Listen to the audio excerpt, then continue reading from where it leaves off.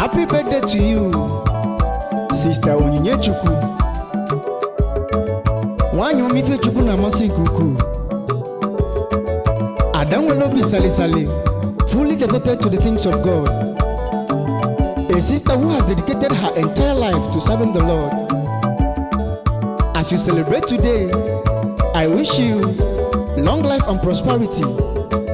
And I say, many more years to you, Wanyoma. I say thank you, Sister Onyinyechukwu is +1 today. I say thank you, I say thank you, I say thank you, Immortal Redeemer.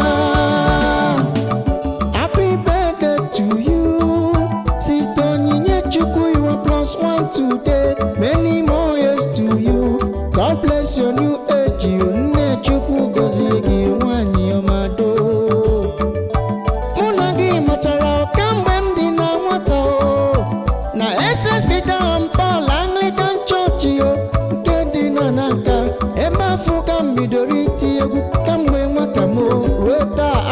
Tisi ekwike kenele mezigbo ọkamu ụbako ezigbo ụkọchukwu ụrọ kụnyere n'ime m kemgbe m dị na nwata ya ka m ji arachaka asị m Chukwu gọzie ya n'ife ka kere ya welu kenekwala m senior brother Jackie ya na nwanne gị ọbịanụju nwanyị ọma ndị obi efune niile ndị Chukwu jiri ọrụ n'ime m asị m Chukwu gọzie unu iyo amen.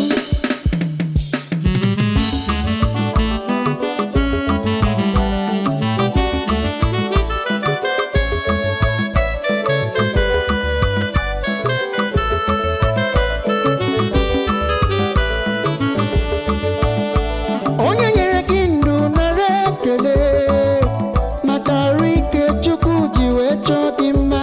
I say thank you, I say thank you, I say thank you, Immortal Redeemer. We say happy birthday to you.